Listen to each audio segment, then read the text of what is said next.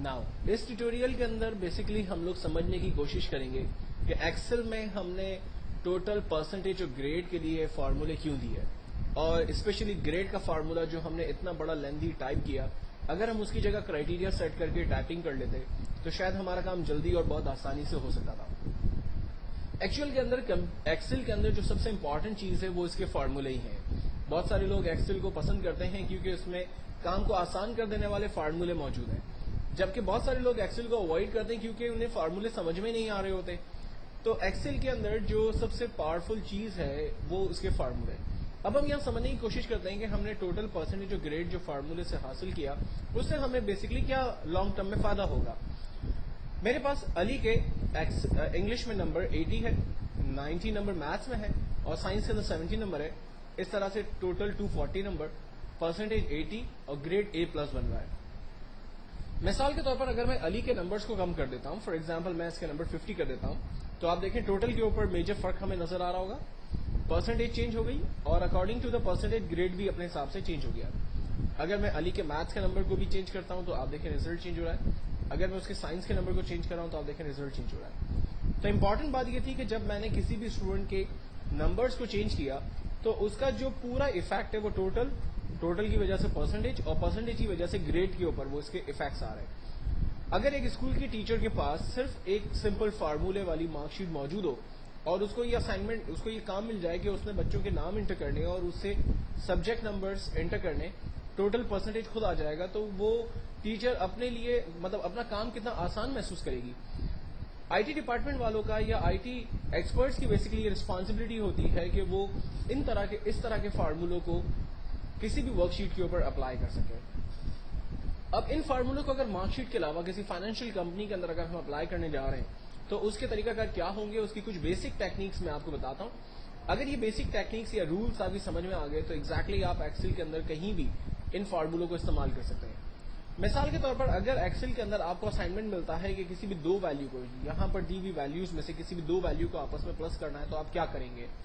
इस बात को समझने के लिए आप अपने जहन में सिर्फ कैलकुलेटर की एग्जांपल को रखें। अगर मिसाल के तौर पर कैलकुलेटर में आपको दो वैल्यू को आपस में प्लस करना है तो आप क्या करते हैं।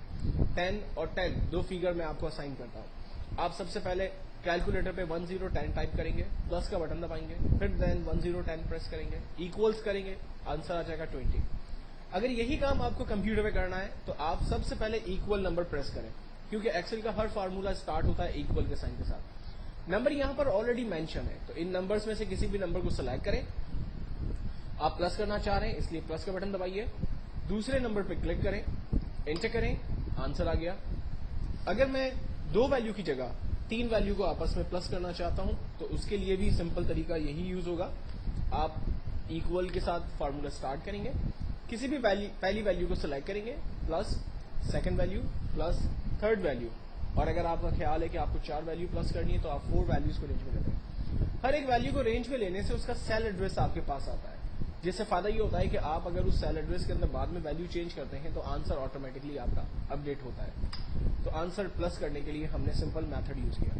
यही काम अगर मुझे माइनस, मल्टीप्लाई और डिवाइड के लिए अप्लाई करना है तो तरीका बिल्कुल सेम है, यानी जो बेसिक रूल है वो सबका सेम है। Equals first value minus second value, enter किया, आंसर आ गया। मल्टीप्लाई के लिए equals to first value multiply by second value, enter किया, आंसर आया। डिवाइड के लिए equals to first value divided by second value, enter किया, आंसर आ गया। यहां पर ऑलरेडी स्क्रीन पर तमाम वैल्यूज दी हुई थी।